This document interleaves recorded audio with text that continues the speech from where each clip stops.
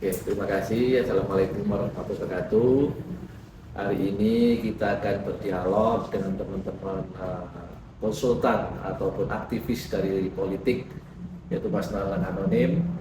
Kita harapkan dengan kita dialog hari ini, kita bisa menciptakan atau membuat para generasi muda, generasi milenial yang baru pertama kalinya nanti akan menyumbangkan suara politiknya terkait pilkada ini punya wawasan, punya keinginan masuk ke dalam politik dengan esensi politik yang baik. Jadi tidak hanya politik money politik, tetapi esensi sebagai pendidikan politik bagi generasi muda maupun dengan politik bagi generasi Z.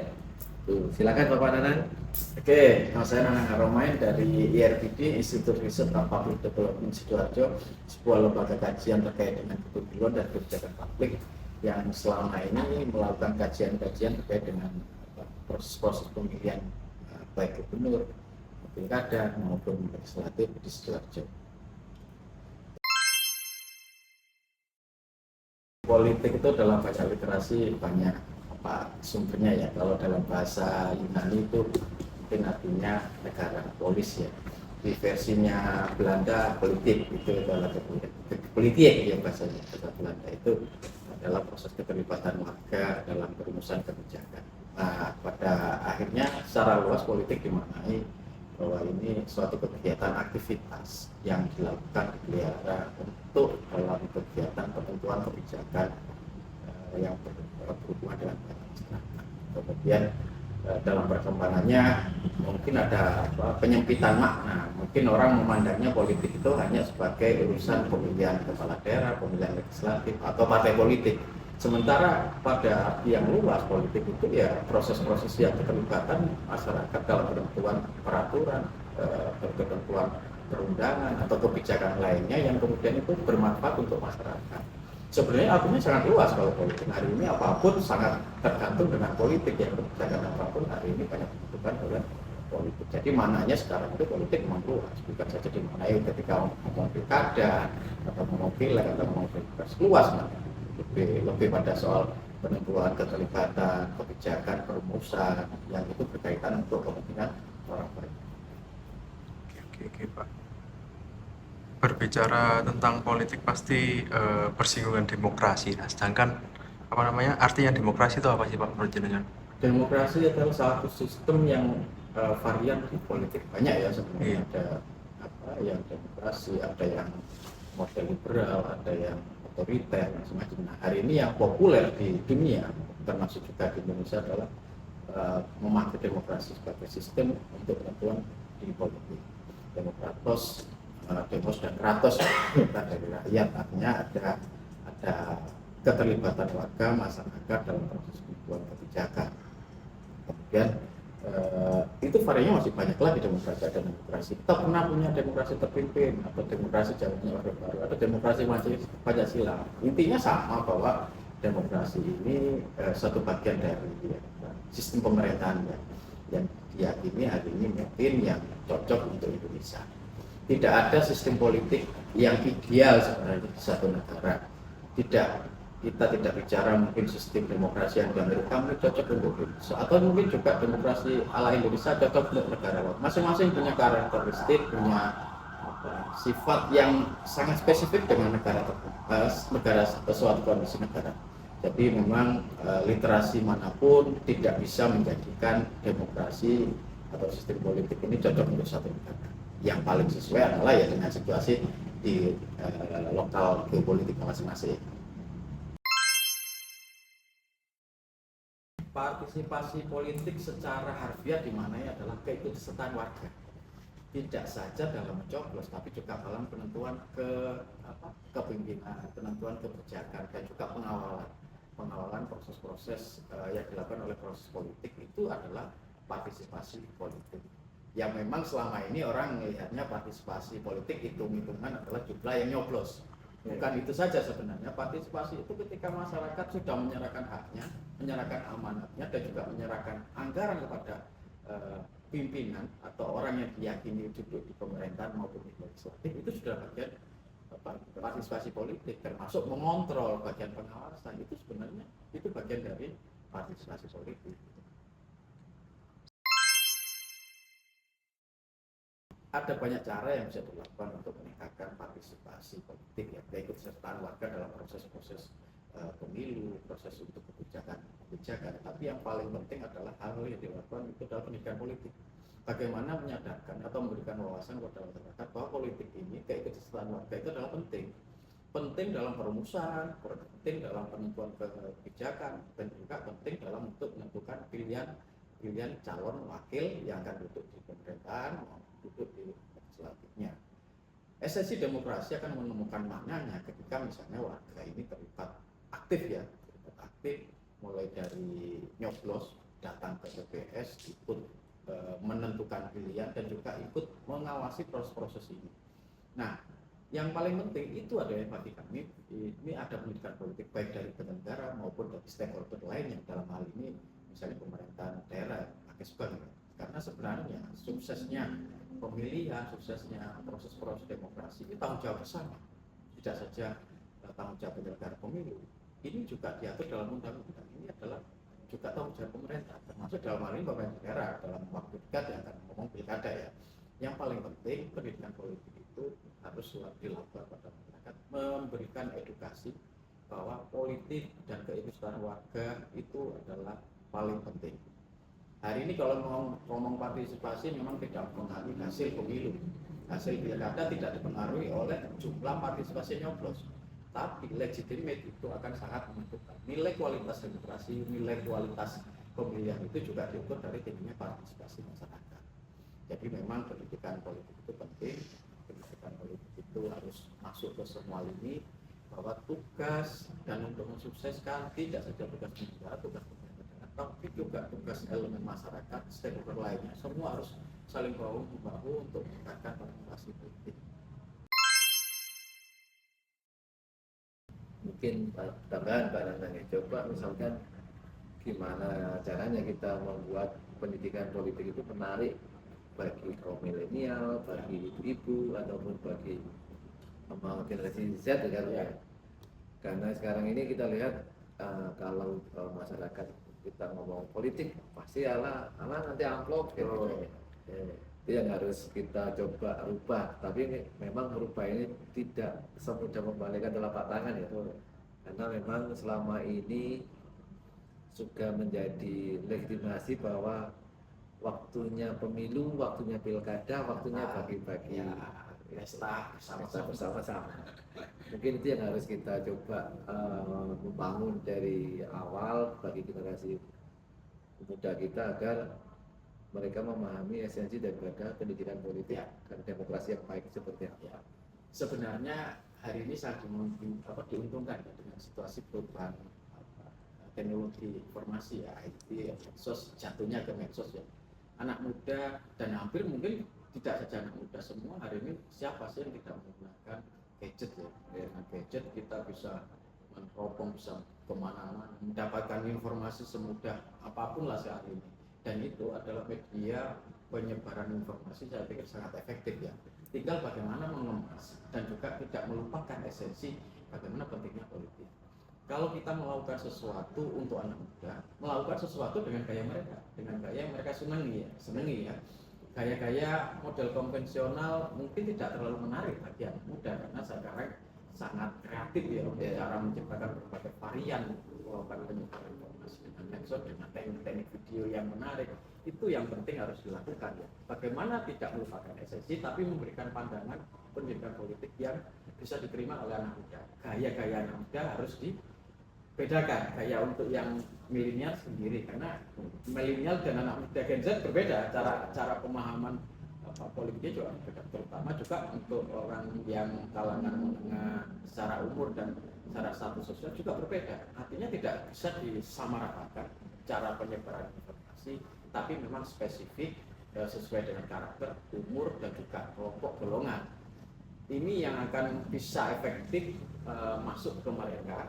Yang terpenting jangan sampai melupakan esensi pendidikan politiknya, tapi itu juga dikemas dengan bahasa-bahasa yang cocok dengan karakter mereka masing-masing. Itu menarik. Cuma kadang-kadang gini, kita melihat atau mengukur bahwa pendidikan politik ataupun partisipasi politik pada masyarakat yang kita lakukan ini sudah mengena apa belum, itu kan juga kita agak susah ini kan. Ya. Karena satu yang tadi generasi Z pendekatannya berbeda, kaum milenial pendekatannya berbeda, kaum status sosial yang mungkin lebih tinggi, Ya. pendekatan tidak bisa disamakan satu sama lain kan. Itu gimana itu Pak? Cara paling gampang untuk mengukur bagaimana sosialisasi sampai muncul partisipasi memang dengan angka-angka. Ya, partisipasi politik terukur, misalnya partisipasi nyoblos di pileg kemarin di Sidoarjo mendekati angka 82%. Ini jauh di atas angka partisipasi secara nasional. Secara hitung-hitungan sederhana bahwa apa yang dilakukan oleh teman-teman penyelenggara, teman-teman stakeholder di Sidoarjo ini sukses untuk memberikan pemahaman pada masyarakat bahwa partisipasi di Sidoarjo untuk pemilihan legislatif dan pilpres sukses. Tapi tidak itu saja sebenarnya. Ukuran partisipasi itu bagaimana memberikan peningkatan kualitas ya. Orang bisa datang ke TPS, bisa nyoblos itu karena ada pilihan yang sesuai dengan kapasitas, sesuai dengan integritas, dan juga karena dia punya pandangan bahwa orang yang saya pilih itu akan menjadi wakil saya nanti ketika dia duduk di pimpinan. Itu yang terpenting sebenarnya. Ukuran itu bukan saja dari jumlah, tapi juga bagaimana kualitas demokrasi dihasilkan oleh pemilihan itu juga menghasilkan pemimpin yang memang sesuai dengan kemampuan. Mohon maaf kalau hari ini bicara misalnya orang datang ke TPS karena ada, anggap saja lah, ada ongkos politik, ada transportasi masalah. Tapi yang paling penting adalah orang datang ke TPS karena dia sudah punya pandangan. Aku milih orang ini karena orang ini layak untuk jadi pimpinan saya. Nah, itu adalah pentingnya bagaimana calon pemimpin, calon legislatif yang akan dipilih itu untuk mensosialisasikan, mempromosikan, dan mempublikasikan dirinya seluas mungkin kepada masyarakat, baik jejak rekamnya maupun kemampuan berorganisasi, pengalaman kerja, atau apapun yang itu akan membuat orang di masyarakat itu ada punya pandangan, oh ini orang yang layak untuk saya pilih. Jadi memang perlu kerjasama banyak ya, dari penyelenggara, dari stakeholder, dari pemerintah, dan juga calon-calonnya sendiri harus tampil betul mengenalkan dirinya secara luas kepada masyarakat sampai pada titik tertentu orang itu akan memilih, oh orang ini layak menjadi pimpinan saya. Salah satu persoalan ketika kita bicara pemilihan di Indonesia selain ada persoalan partisipasi politik, yang paling banyak dibicarakan sampai hari ini adalah persoalan money politik. Di Sidoarjo kita punya mungkin catatan ya, kita punya residu terkait dengan pilkades ya. Kalau mungkin dianggap budaya mungkin iya, karena memang pilkades di Sidoarjo sudah berlangsung lama dan itu memberikan pengalaman bagi masyarakat, pengalaman politik bahwa kalau di pilkades itu sudah lazim ya orang datang karena ada sesuatu. Nah ini kemudian ketika bertemu dengan pemilihan legislatif dan pilpres pasca reformasi, situasi ini kadang masih terbawa di kelompok masyarakat tertentu ya, terutama mungkin kalau ngomong Sidoarjo adalah Sidoarjo yang di pinggiran pedesaan atau rural itu mungkin suasana itu masih ada. Nah ini sebenarnya memang tugas bersama. Regulasi sudah mengatur dengan ketat bagaimana hukuman untuk orang yang melakukan money politik, termasuk baik kalau di pilkada ya, ini lebih spesifik lagi. Yang memberi dan menerima itu ada ancaman hukuman, dan itu tidak main-main. Ancamannya sampai pidana 2 tahun atau denda sampai 10 juta, 12 juta lah kalau lebih semacam itu. Nah, dengan ancaman itu juga harus dilakukan dengan tindakan nyata. Kalau memang selama ini ada aturan tapi orang tidak melakukan penegakannya, mungkin orang yang berpikiran nggak akan takut gitu kan, memang ancamannya hanya sebatas kertas. Tapi kalau misalnya teman-teman penyelenggara dalam hal ini pengawas dan Gakumdu melakukan sesuatu ya, kalau memang itu terbukti bersalah ya dilakukan aja penindakan, karena sudah tegas kok diatur di undang-undang. Termasuk kita juga berharap fatwa MUI hari ini terkait dengan money politik itu haram masih belum dicabut. Kita berharap untuk teman-teman yang berada di wilayah agama ya, karena kita ngomong Sidoarjo itu masih spiritual ya, spiritualnya masih tinggi ya, spiritualitas masyarakat Sidoarjo masih relatif percaya pada pimpinan agama, itu lebih gencar lagi turun ke masyarakat memberikan gambaran bahwa money politik itu haram. Itu belum dicabut sampai hari ini fatwa MUI. Itu perlu terus digelorakan kepada masyarakat. Jadi memang pendekatannya selain regulasi juga pendekatan spiritual dan juga ada pendekatan hukum. Dan termasuk juga kesadaran bahwa masyarakat kalau memang money politik itu sangat merugikan. Kalau hari ini kita ngomong misalnya mereka kecewa dengan pimpinannya karena tidak melakukan sesuatu, loh mereka datang karena nyoblos karena sesuatu itu kok itu. Jadi jangan salahkan, kita kita berintrospeksi semuanya lah. Ini kesempatan kita bersama. Semuanya harus terlibat, masyarakatnya juga harus mulai dibangun kesadaran. Jangan mungkin uang 100.000 berharga, tapi 100.000 tidak menjadi berharga kalau kita hanya menentukan pimpinan kita hanya dengan nominal semacam itu ya. Itu memang proses panjang, mudah-mudahan lah nanti dengan proses penyadaran pendidikan politik yang dilakukan bersama-sama seluruh penyelenggara pemilu, Pakesbang dalam hal ini mewakili pemerintah daerah dan juga kelompok masyarakat dan elemen-elemen lainnya pemantau terlibat bersama-sama, proses-proses yang mungkin menjadi budaya lama-lama akan berkurang. Dan ini kita berharap betul ya pada teman-teman yang masih punya semangat, generasi muda yang belum terpapar ya, yang masih akan nyoblos pertama kali ya. Ini kan masih belum terkena kontaminasi persoalan itu. Kita berharap betul untuk gencar memberikan penyadaran pendidikan politik itu demi untuk peningkatan kualitas demokrasi di selanjutnya. Ini memang menarik tadi yang kita bahas tadi kan terkait money politik dan pendidikan politik ya. Untuk pendidikan politik ataupun kesempatan pertama bagi generasi muda untuk mencoblos pertama kalinya. Tapi di pertama kalinya ini mereka misalkan yang dikenalkan dulu pertama dengan money politik, ini akan merusak mereka terkait dengan hati ke belakang. Ya. Itu yang kita harapkan. Ini bisa kita rubah. Kita semua yang terlibat di dalam panitia pesta rakyat ini harus bisa mengintrospeksi diri, karena kalau mereka ini di fase pertama aja sudah mengalami seperti ini, ke belakangnya menganggap pesta politik hanya bagi-bagi uang, tidak menjadi suatu pesta yang memilih pemimpin mereka selama 5 tahun yang akan datang.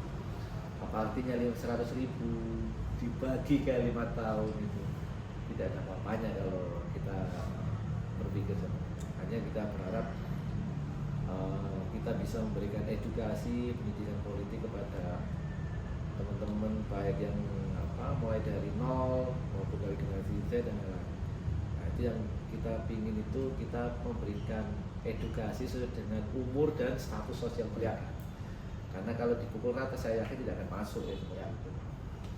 Jadi memang sebenarnya sangat diuntungkan hari ini kalau kita bicara tentang terkait dengan teknologi informasi yang memudahkan semua, terutama anak-anak muda yang sangat tergantungan betul dengan HP-nya, dengan gadgetnya.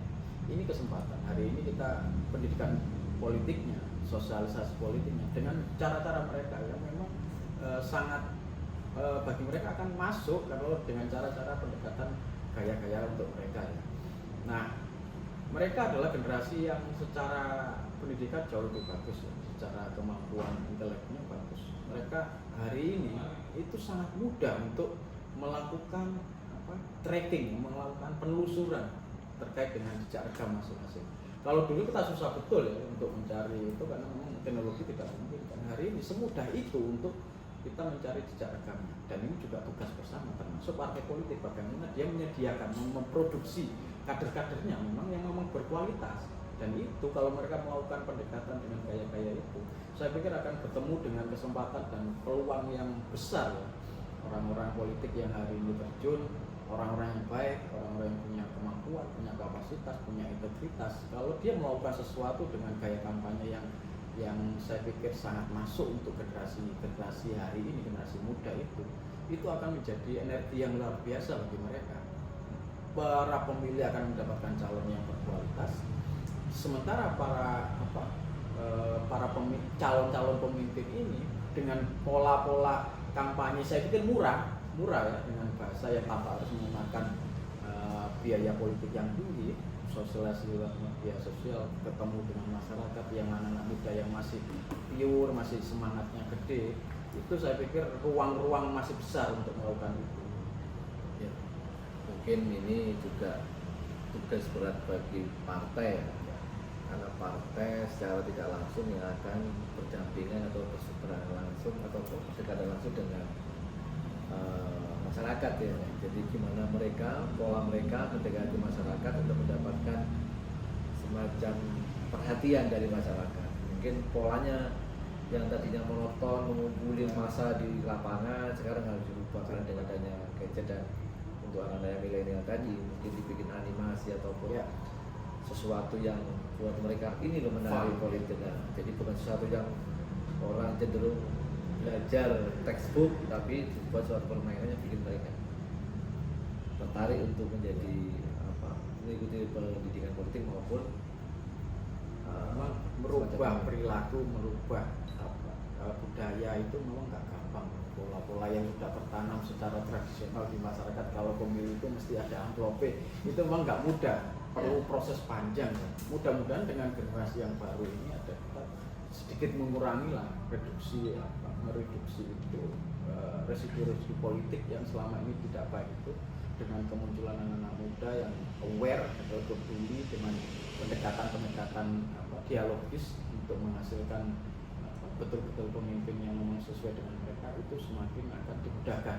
Kalau kita ngomong biarlah, kalau fotografi, tapi kita siapkan lah yang anak muda ini yang masih punya semangat bagus, semangat untuk perubahan, itu yang perlu kita didik, kita pelan-pelan. Ketika waktunya mereka sudah menjadi pemimpin, mereka masih dengan semangatnya.